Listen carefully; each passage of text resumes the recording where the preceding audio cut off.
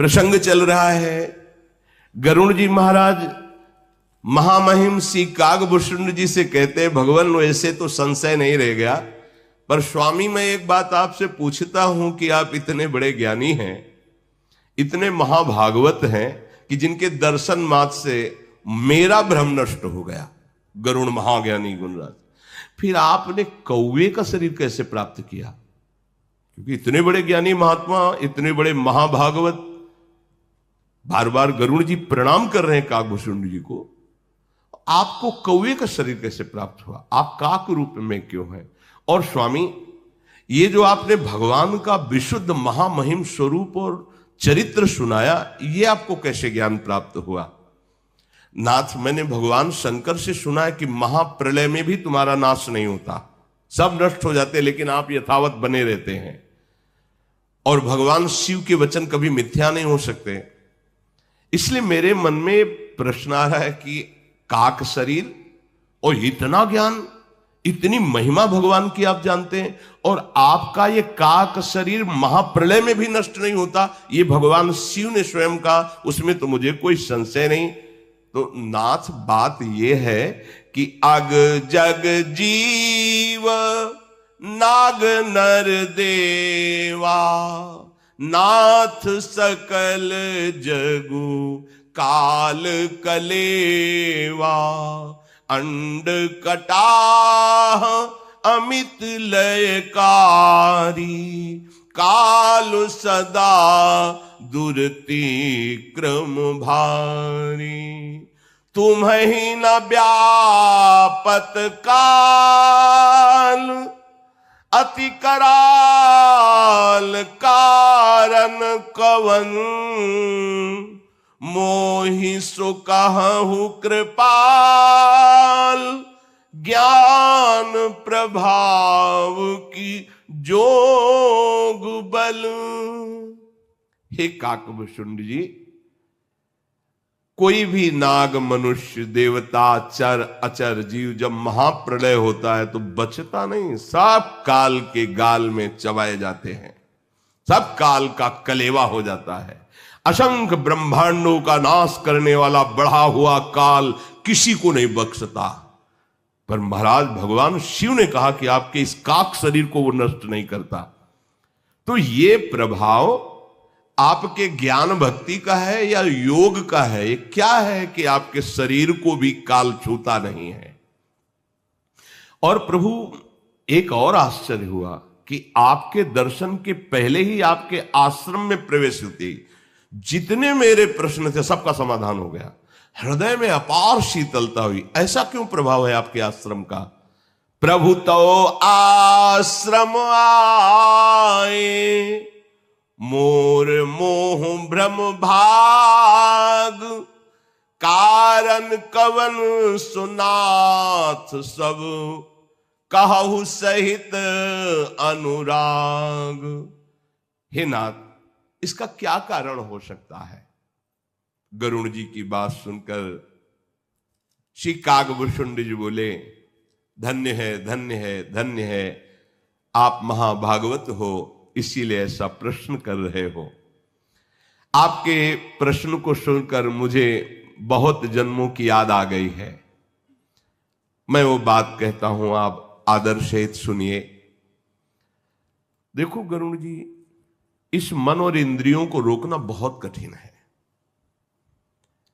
अनेक जप, तपस्या, यज्ञ, शम, दम, व्रत, वैराग्य, विवेक, योग, विज्ञान, ये सब दिव्य भागवतिक कार्य हैं। इन सब का फल है भगवान के चरणों में प्रेम हो जाना। समस्त संयम, नियम, ज्ञान, वैराग्य, भक्ति, इन सब का फल है प्रेम हो। प्रभु अपने लगे, राधा रोमांच हो गया। मेरी श्री जी, मेरी लाडली जी, हृदय भरा हुआ है प्रेम से। ये होना बहुत बड़ी बात है। देखो, कल्याण के लिए कई साधन हैं, पर जो अनुराग है, प्रेम, ये प्रभु को अधीन कर लेता है। मुझे काक शरीर बहुत प्यारा अब लगने लगा है, क्योंकि इसी से मुझे प्रभु की भक्ति प्राप्त हुई है। जैसे इस शरीर की निंदा की जाती है विषय सेवन के लिए, भगवत विमुख जो अधर्माचरण करते हो, नहीं, ये शरीर भी ब्रह्म रूप हो जाता है, ये शरीर भी भगवत स्वरूप हो जाता है। शरीर और शरीरी आत्मा, ये भेद तब तक रहता है जब तक भोक्ता और कर्ता भाव रहता है, नहीं तो सर्वम खलमिदम ब्रह्म, ये भी ब्रह्म स्वरूप, ब्रह्मविद ब्रह्मयु भवति, ब्रह्म स्वरूप ही हो जाता है। ब्रह्म स्वरूप हो क्या जाता है? वो तो है ही, केवल भोगों की मान्यता से भेद बुद्धि पैदा हो गई है। जब भोग वासना कर्ता भोग तत्व भाव नष्ट हो जाता है, जहां अभेद हुआ, तो ये भी ब्रह्म स्वरूप ही है, ऐसा अनुभव होता है। इस शरीर का मैं बहुत प्यार करता हूं, क्योंकि इससे मुझे भगवान की भक्ति मिली है, भगवान का प्रेम मिला है।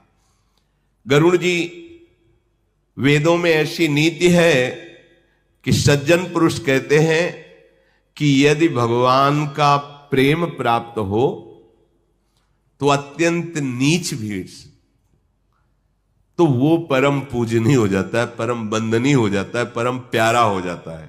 तो यद्यपि शरीर अत्यंत नीच है, काक शरीर, पर इससे मुझे सच्चिदानंद प्रभु का प्रेम प्राप्त हुआ, इसलिए मैं कभी इसको त्यागता नहीं हूं। रेशम कीड़े से होता है, कीड़े से ही पैदा होता है रेशम, और उसके वस्त्र बनते हैं। अपवित्र कीड़ा होता है, पर रेशम को परम पवित्र माना जाता है, रेशम पवित्र माना जाता है। उस अपवित्र कीड़े का आदर होता है, क्योंकि उससे रेशम प्रकट होता है। ऐसे ही ये अपवित्र कीड़ा की तरह शरीर है, पर इससे भजन होता है, भगवत भक्ति होती है, साधु सेवा होती है, भगवत स्वरूप संसार की सेवा होती है, इसलिए बहुत अच्छा है। और अगर ये केवल अधर्माचरण में, तो धिक्कार योग्य है। फिर क्या है? ये थैला है, मलमूत्र भरा हुआ है, फट जाएगा किसी दिन। जैसे पानी का बुलबुला अच्छा दिखाई दे रहा है, किस सेकेंड फूट जाए कोई पता नहीं। जीव का स्वार्थ क्या है? यही कि मन वचन कर्म से भगवान के चरणों में प्रेम हो जाए। स्वार्थ साच जीव कहूं एहा, मन क्रम बचन राम पद नेहा। सोई पावन सोई सुभग शरीरा, जो तनु पाई भजिय रघुबीरा। जीव का सच्चा स्वार्थ यह है कि वो नाम जप कर ले, मन से वचन से कर्म से भगवान को रिझा ले। वही शरीर परम पवित्र हो जाता है, वही दर्शनीय हो जाता है। जिस शरीर को पाकर के भगवान की भक्ति अपने हृदय में प्रकट कर ले, भजन किया जाए, वो जगत बंदनी शरीर हो जाता। शरीर जो भगवान से विमुख हो, चाहे ब्रह्मा के समान शरीर हो, जो ज्ञानी जन है, भक्त जन है, उस शरीर की प्रशंसा आदर नहीं करते। इस शरीर से मुझे भगवान की प्रेम भक्ति प्राप्त हुई, इसलिए हे गरुड़ जी महाराज, ये काक शरीर मुझे बहुत प्रिय है। और मुझे वरदान मिला हुआ है कि मैं इच्छा करूंगा तभी शरीर छूटेगा, अन्यथा नहीं। इसलिए मैं कभी इच्छा नहीं करता इस शरीर त्याग की, क्योंकि मुझे इससे पावन भक्ति प्राप्त हुई है। पहले मुझे भगवान से विमुख होने के कारण बड़ी दुर्दशा भोगनी पड़ी है। काकभूषण जी कहते हैं, बहुत जन्मों में मैं भटका हूं, बहुत जन्मों की याद स्मृति है काकभूषण जी को। ऐसा नहीं कि मैं केवल धर्म विमुख ही आचरण करता रहा, मैंने योग भी किया है, तपस्या भी की, यज्ञ भी किया है, दान भी किया है, बड़े बड़े साधन किए गरुड़ जी, सब ये किया। कोई ऐसी योनि नहीं, 84 लाख योनियों में मुझे स्मृति है, मैं सब योनियों में गया हूं। कोई ऐसा कर्म नहीं जो मैंने कर्म ना किया हो। कह रहे नाना जन्म कर्म पुनि नाना, किए जोग जप तप मख दाना।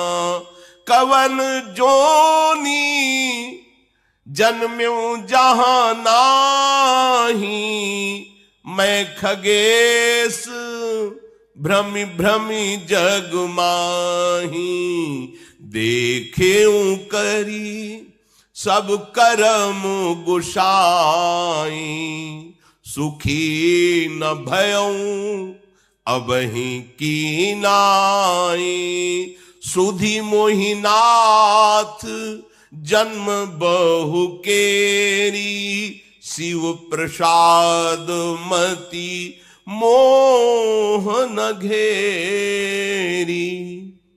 हे गरुण जी, कोई ऐसी जीवनी नहीं जिसमें मैं जन्मा ना हो, कोई ऐसा कर्म नहीं जो मैंने किया ना हो, पर आज आपको कहता हूं भगवान के प्रेम में जो मुझे आज सुख मिल रहा है भक्ति में, वो किसी योनि में, किसी कर्म में, किसी लोक में मुझे नहीं मिला। भगवान शंकर की कृपा से मुझे सब याद है, मेरा ज्ञान अबाध है। जैसे 1 महीने पहले जो पहला सोमवार था, आपने क्या खाया? तो बाधित हो गया, समय ने बाधित, काल ने बाधित कर दिया स्मृति को। अभी 4 दिन पहले आप शाम की क्या पाए थे? शाम के 4 दिन के समय काल ने आपकी बुद्धि बाधित कर दी। लेकिन अबाध बुद्धि का तात्पर्य होता है 1 लाख जन्म पहले आप कौन थे, कहां थे, कैसे थे, ऐसे दिखाई दे रहा जैसे वर्तमान, उसे अबाध बुद्धि कहते हैं। कोई भी बाधा नहीं, न वर्तमान की, न भूत की, न भविष्य की, अबाध बुद्धि। कह रहे भगवान शिव की कृपा से करोड़ों असंख्यों जन्मों का भी स्मरण हमारी बुद्धि में है, वो अबाध है। मैं भी बहुत क्लेशित रहा हूं अनेकों जन्मों में। प्रभु, एक जन्म की बात बताता हूं जहां से हमारा उत्थान हुआ भगवत मार्ग में। उस समय कलयुग ही चल रहा था। कागभूषुंड जी कल्पों कल्पों की बातें सब उनकी स्मृति में है। इस कलयुग में जितने भी स्त्री पुरुष सब होते हैं, वो धर्म शास्त्रों का विरोध करने वाले और मनमानी आचरण करने वाले होते हैं, अनुशासनहीन। और फिर जब फंसते हैं ऐसी जगह, अब क्या करें, कोई उपाय नहीं रह जाता। ये अनुशासन बहुत अमृत है, ऐसा ना समझिए। अगर यहां राजकीय अनुशासन, धर्म का अनुशासन, समाज का अनुशासन, गुरुजनों का अनुशासन, शास्त्र का अनुशासन स्वीकार किया जाए तो अधर्माचरण बिल्कुल बंद हो जाएगा। जो अनुशासनहीन है, उसी अंतःकरण में ऐसे संकल्प उदय होते हैं जो पापाचरण कहे जाते हैं, अनुशासनहीनता के कारण। निगम अनुशासन सब मानते थे, शास्त्र, भाई शास्त्र ऐसा हम नहीं करेंगे, ऐसा शास्त्र विरुद्ध है। कहां, पता ही नहीं कि शास्त्र है क्या। तो हम कलयुग में जन्मे थे, जिसमें अपने लोग वर्तमान में हैं। कागभूषुंड जी कह रहे हैं उसमें देखा कि सब अधर्म परायण हो रहे हैं। कलयुग में जन्मे तो पर भगवान की ऐसी कृपा हुई कि अयोध्यापुरी में मुझे जन्म मिला। कलयुग में जन्मा पर अयोध्यापुरी में जन्मा, और शरीर का जन्म शूद्र कुल में हुआ। मैं मन वचन कर्म से अयोध्या में जन्म होने के कारण मेरी भगवान शिव में स्वाभाविक रति होने लगी। बड़ा अभिमानी था, अन्य देवताओं की खुल के निंदा करता था और भगवान शंकर की आराधना करता था। भगवान शंकर की कृपा से धन बढ़ने लगा हमारे पास, उग्र बुद्धि का हो गया। कागभूषण जी कह रहे हैं थोड़ा उल्टा है। हरि लक्ष्मी पति है, इनका भजन करोगे तो अकिंचन बनते चले जाओगे। प्रायः इनके जितने महान भागवत हैं, या तो अंदर से राग रहित होकर के चक्रवर्ती सम्राट पद पर होते हुए भी महादैन्य है, और या फिर वास्तविक अकिंचन स्वरूप में। और ये महात्यागी हैं भगवान शिव, चिताभस्माले को। पर इनकी जितनी आराधना करने वाले आपको मिलेंगे, अब महामहिम, देखो सोने की लंका, औढ़रदानी है, बड़ा विपरीतता दिखाई। वो लक्ष्मीपति है, भिक्षा मांग के खाओ निरंतर, और वो चिता भस्मालेप, महान बैरागी, महान। एक कमरा नहीं पूरे कैलाश में, एक बट वृक्ष के नीचे महाराज रहते, पर 60,000 योजन का है वो बट वृक्ष, 60,000 योजन का है बट वृक्ष, जिसके नीचे महादेव जी बैठते हैं। और 6 ऋतुएं अलग अलग डालों में हैं। इस एरिया में तो शरद ऋतु, इस एरिया में बसंत, हर ऋतु उसी वृक्ष के नीचे। तो बोले वो भगवान शंकर की आराधना में लगा तो धन की वृद्धि हुई, तो बहुत उग्र बुद्धि वाला हो गया और बकवास करने में बड़ा प्रवीण, हृदय में भारी अभिमान पैदा हो गया। इतना अभिमान पैदा हो गया, यद्यपि मैं जन्मा परम कृपालु भगवान रघुनाथ जी की राजधानी अयोध्या में, हरि की निंदा करना, देवताओं की निंदा करना, महादेव की उपासना करना और अभिमान युक्त रहना। अवध में रहते हुए भी अवध के प्रभाव से विपरीत, क्योंकि यही दरबार दीन को आदर। शास्त्र पुराणों में गाया गया है कि जो अयोध्या में जन्म हो, अयोध्या में बसे, तो उसे भगवान श्री हरि की भक्ति मिलती है। अवध का प्रभाव जीव तभी जानता है जब अभिमान छोड़कर भगवान के चरणों का आश्रय ले। इसीलिए धाम का वृंदावन ही विधि बसै तज के सब अभिमान, तृणते नीचो आपको जाने सोई जान। गरुण जी बड़ा हृदय हमारा जलता रहता। ये जो अभिमान में है ना, इनको और दूसरी आग नहीं जलाती, वही आग जला देती।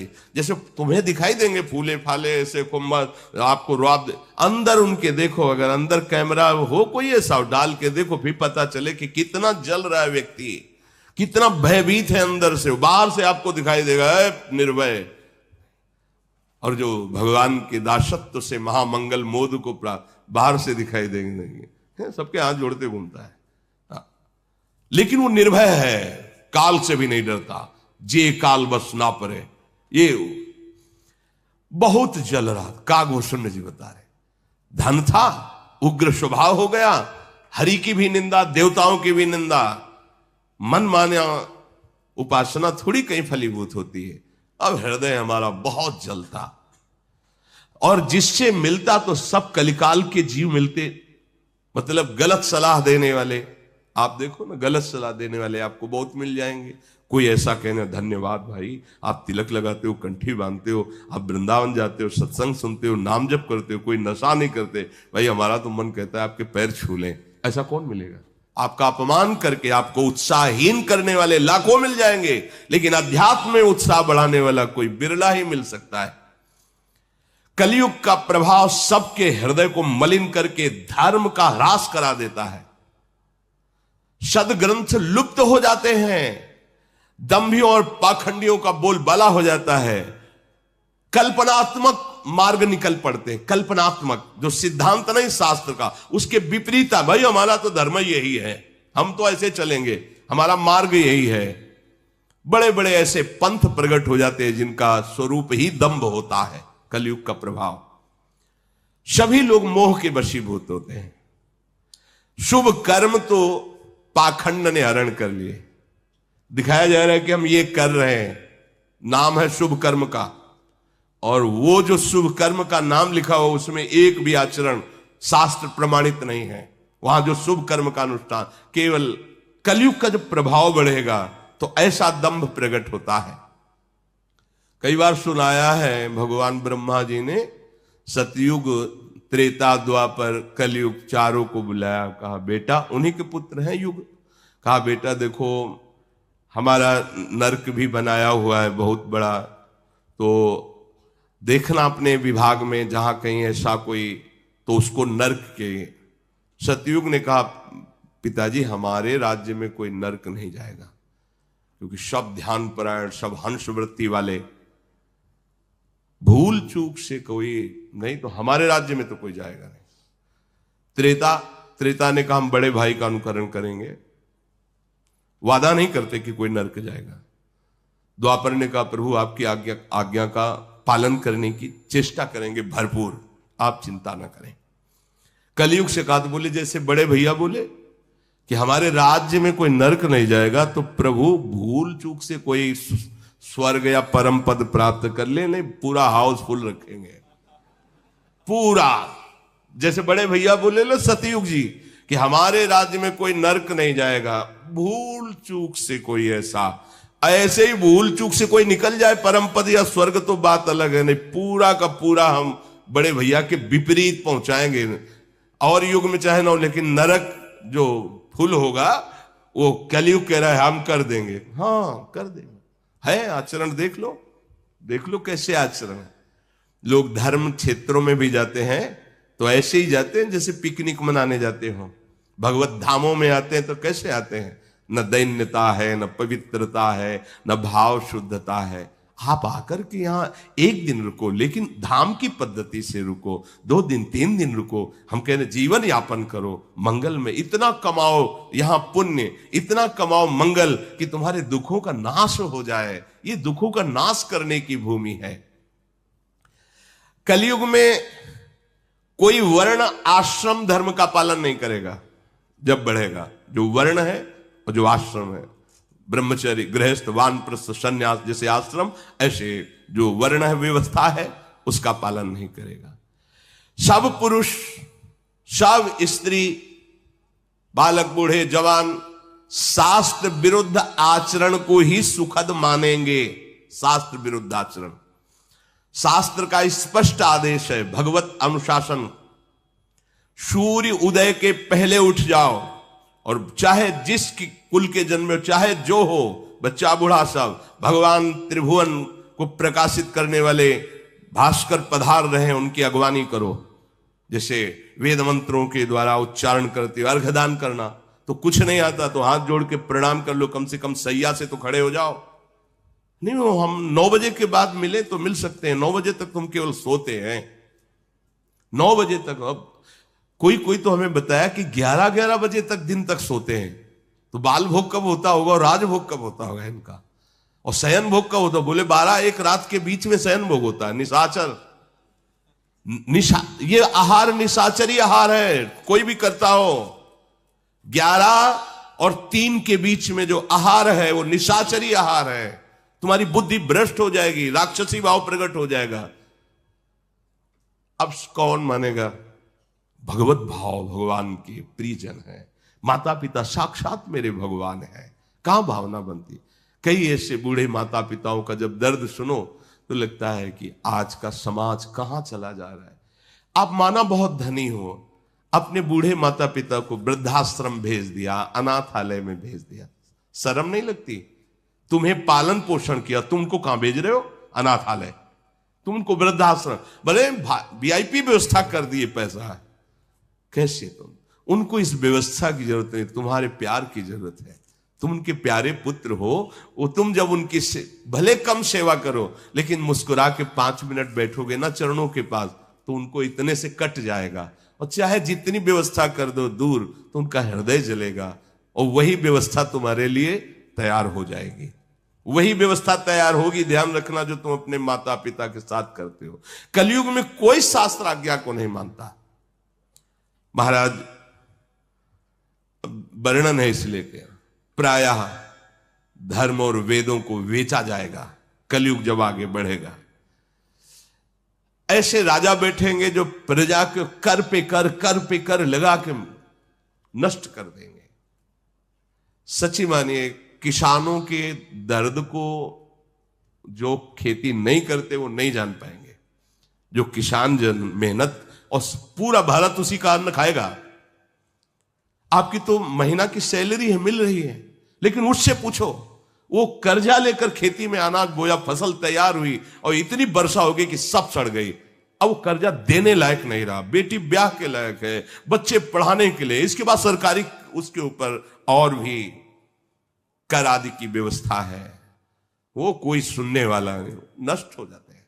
तभी वो ज्ञान है नहीं, आध्यात्मिक बल है नहीं, तो बेचारों को एक ही मार्ग दिखाई देता, क्या करें?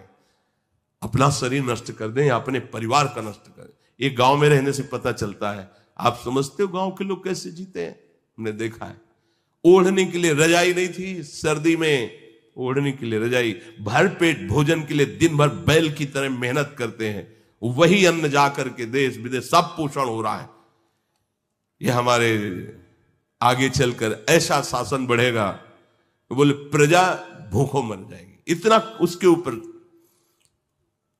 को नहीं मान निगम अनुशासन, द्विज श्रुति बेचक भूप प्रजाशन। गरुण जी महाराज आगे चलकर ऐसा समय आता है कलयुग में कि जिसको जो अच्छा लगता है वही मार्ग चयन कर लेता है।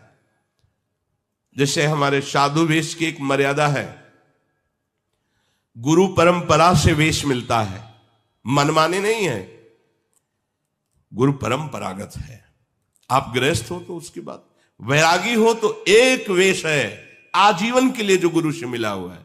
और ये नहीं कि मुच्छ कटिंग में, दाढ़ी सेटिंग में हो, बाल ऐसे फिटिंग, ऐसा नहीं है। सिद्धांत है या तो मुंडन पूरे में और या तो पूरे रखाओ, दो ही पद्धति है, या तो भद्र करो या तो पूरे रखाओ, उसमें ये सेटिंग फिटिंग नहीं है।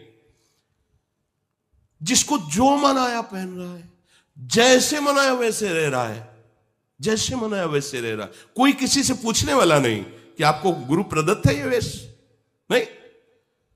सफेद पहन लिए, पीले पहन लिए, बाबूजी हमें जरा दीजिए ऐसा रुपया, वो कह रहा है आपका आदमी पैसा मांग रहा है, ऐसा कैसे हो सकता है? जैसे हमको किसी ने बताया कि आपका पीला पहने कोई, वो उधर पैसा हमका, हमारा एक भी साधक ऐसा नहीं। अनुशासनहीनता ही मृत्यु है, भगवत कृपा से ऐसा नहीं है एक भी। तब इनसे कहा कि जो केवल तिलक लगाए दिखाई देते हैं उनसे पूछो किस तारीख को कब आपने दीक्षा ली, नहीं ली तो केवल रज लगाओ, नाम जप करो, चिन्ह नहीं धारण कर सकते। अगर धारण किए हो तो दंड नहीं है, अपराध है, उसको तुम ऐसे नहीं, उसका दुरुपयोग नहीं कर सकते। तिलक लगा लिए, पीला ओढ़ लिए, 1 घंटा के लिए मार्ग में खड़े हो गए, ओ महाराज जी का स्वास्थ्य खराब, उसके लिए आपको सहयोग करेंगे, ये ऐसा कैसे हो सकता है? कहां है बात सुनी? तो बोले मार्ग में। तो मार्ग में तो कोई भी कुछ भी कर सकता है। इस क्षेत्र के अंतर्गत कहीं भी कोई किसी भी तरह का इस तरह की हरकत करता पाया जाए तो पक्का समझो वो हमारा विरोधी है, वो भगवत सिद्धांत का विरोधी, वो हमारा अनुगामी नहीं हो सकता, अनुगामी नहीं हो सकता। किसी भी तरह की याचना करने वाला हमारी श्री जी का शरणागत नहीं हो सकता। यहां मंगवो भलो नो बाप सो जो प्रभु राखे टेक, मृत्यु बर्दाश्त है, ऐसे करना बर्दाश्त नहीं। समुझ आए शरण, समझो हम जिनकी शरण में है, पोषण भरण न चिंत कराय, श्री हरिवंश विभव बिलसाई, वृंदावन की माधुरी।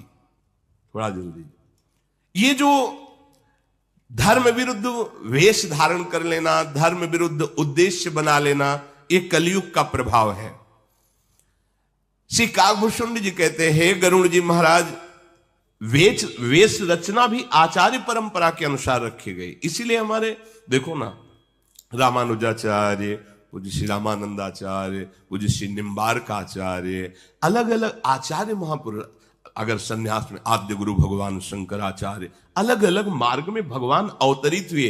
वेश, चिन्ह, उद्देश्य, परंपरागत मंत्र, उपदेश, ये सब एक से बोले ये मनमानी आचरण करके हुए कितने ऐसे लोग दिखाई देते हैं।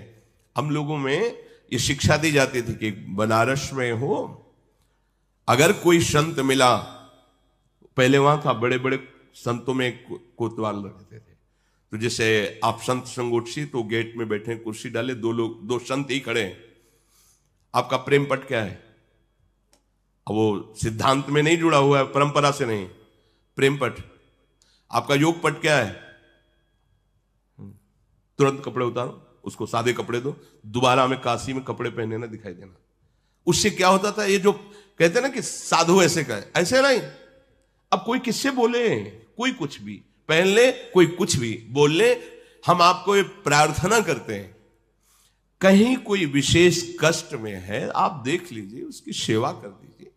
पर संत ऐसे नहीं होते, आप ये बात समझ लेना, ऐसे नहीं होते।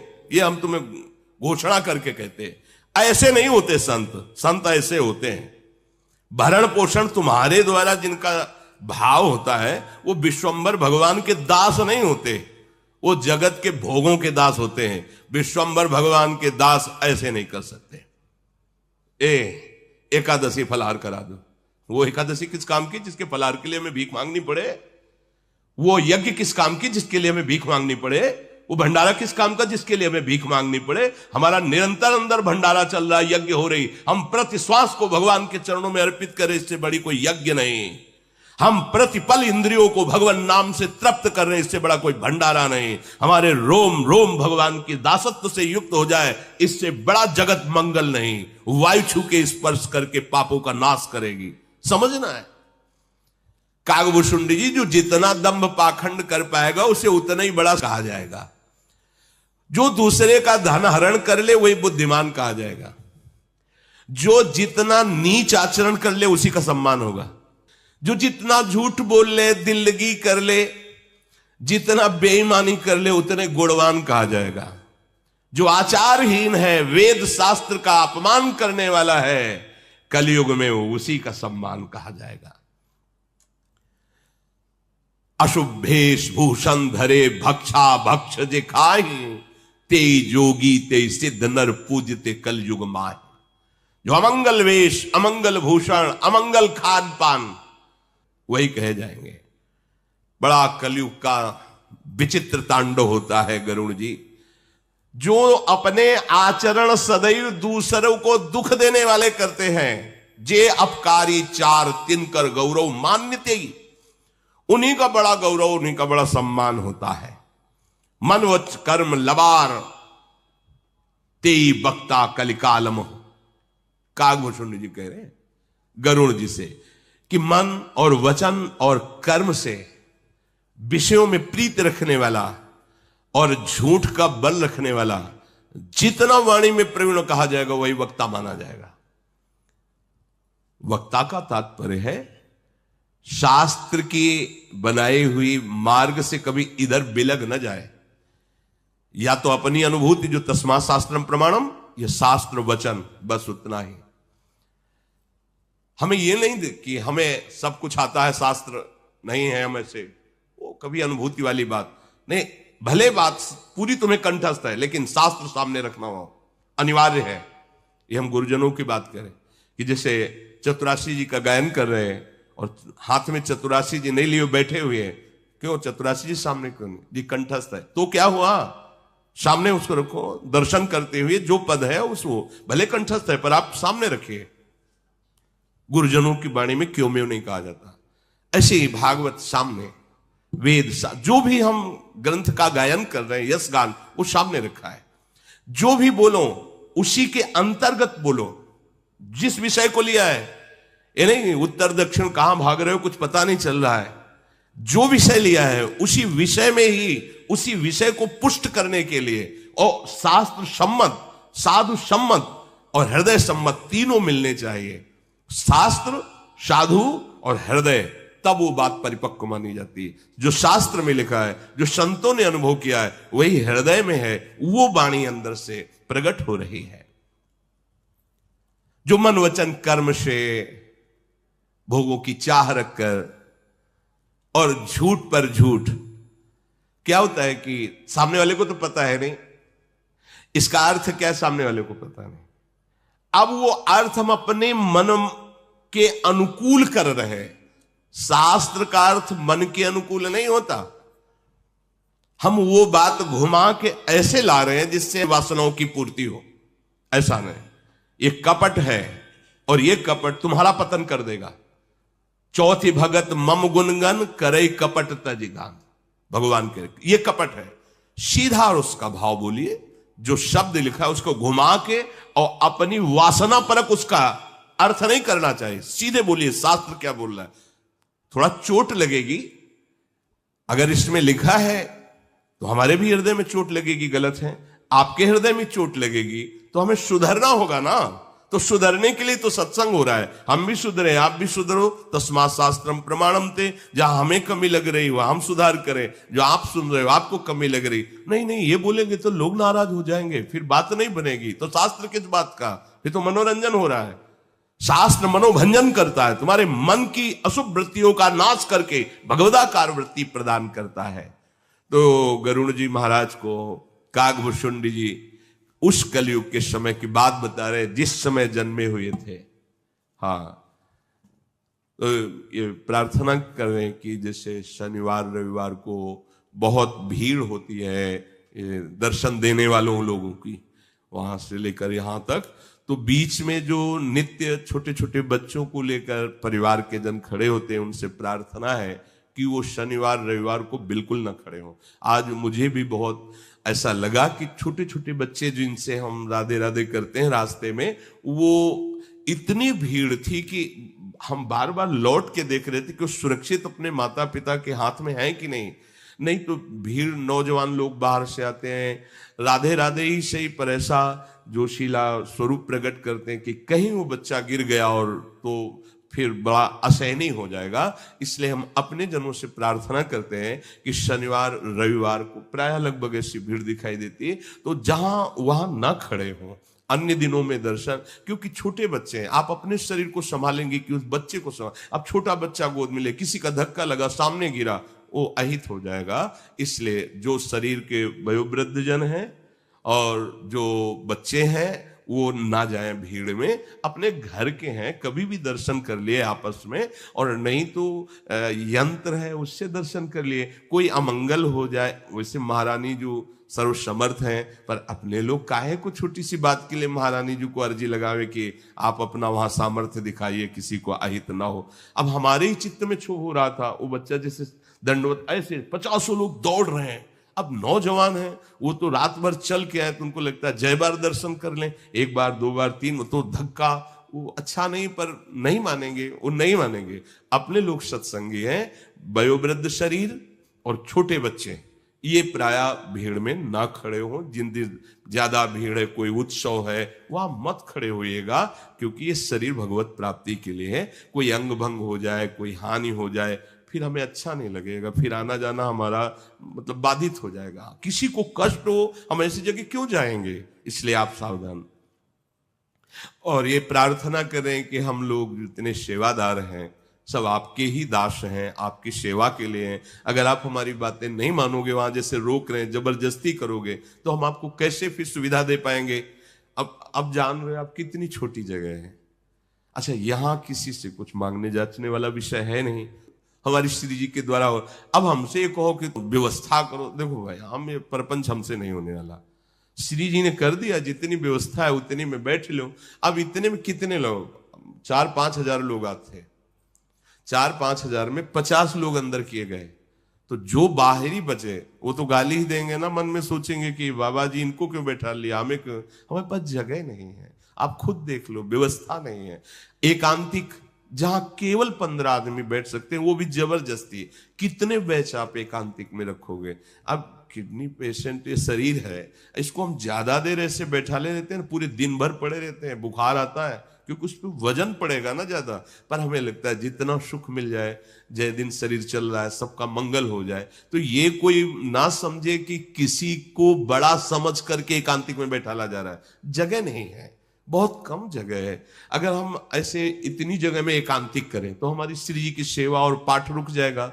अब इसमें एकांतिक करें, 400 लोग बैठ जाओ इकट्ठे, तो एकांतिक में हो गया, 2 बार में सब निपट जाएंगे। अब 1000-2000 लोग एकांतिक के लिए तैयार है, 15 आदमी बैठेंगे। तो अगर हम 60 आदमियों को तैयार, तो 15 चौको 60, 4 बैच में वो अंदर बैठेंगे। अब 60 ही लोगों को केवल बैठा ला, इतने में हम पसीना पसीना, और इनसे इशारे में अभी कितने हैं?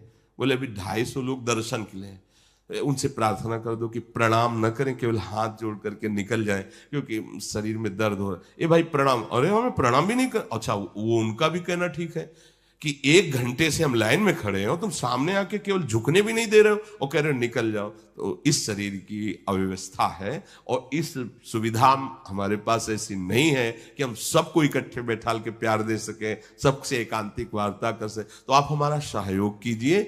जिनको ये कहते हैं कि हाँ ठीक है, आप अगली बार देख लीजिए, या हम कैसे करें, आप सब बताओ, कोई उपाय दूसरा है? हम कैसे, अगर हम इधर एकांतिक कर तो हमारी श्री जी की सेवा, फिर हमारी एकांतिक का मतलब क्या रहा? हमारी लाडली जी की सेवा बाधित हो जाए, उनको जो गान सुनाया जाता है सुधा निधि चतुरासी जी नाम की, वो बाधित हो जाए, तो फिर हमें अच्छा नहीं लगेगा। और हमारे पास जगह है नहीं, कुंज कुटीर में छोटी जगह है, तो उसी में एकांतिक होता है। तो आप लोगों को धैर्य धारण करना पड़ेगा। आप अगर इनसे नाराज होगे, धक्का दोगे, या ऐसा कि तुम किसी को विशेष समझकर, हमारे लिए यहाँ कोई विशेष नहीं है। हमारे लिए सब श्री जी के प्यारे हो, पर हमारे पास अव्यवस्था है, उतनी व्यवस्था नहीं कि हम कर सकते हैं। देखो आज हमने देखा कि हमारे जो वृंदावन की पुलिस पसीना पसीना हो रहे हो और खुद धक्का सह रहे हैं भीड़, हम उनको प्रणाम करते हैं, वो कितना सहयोग दे रहे हैं। अगर वो सहयोग न दे तो अपने कैसे, तो आप लोग अपने नहीं हो क्या? हमें ये प्रश्न उठता है कि क्या ये जो लोग दर्शन करने आते हैं ये हमारे नहीं है क्या? इनके लिए हमको व्यवस्था ऐसी करनी पड़े कि कोई इनको जबरदस्ती रोके। तो हमें लगता है अगर आप लोग धैर्यपूर्वक खड़े रहें, या आप लोग ये जो श्री जी के जन हैं, आपके सेवक हैं, आप इनकी बात मान लें तो अच्छा रहेगा। तो कोई भी ये ज्यादा जोर ना करे कि हमें हाल में ही बैठना, क्योंकि हाल में आदि तो हम ही घेरे हुए हैं, हमारी श्री जी ऐसा। अब कितने लोग बैठेंगे इसमें? जितने केवल वहां सामने खड़े थे उतने आ जाए तो सब जगह नहीं हम आएंगे, वहां केवल सामने खड़े। अब हमारे पास असुविधा है, इसलिए आप असुविधा में भी आनंद ले, ऐसा व्यवहार करें। धक्का मुक्की, लड़ाई झगड़ा, किसी को कष्ट ऐसा न, और अपने जन इतना भावुकता को समेटिए कि छोटे छोटे बच्चे जो हैं वो भीड़ में मत ले जाइए, कहीं कोई अमंगल ना हो जाए। अपने कभी भी मिल सकते हैं, जैसे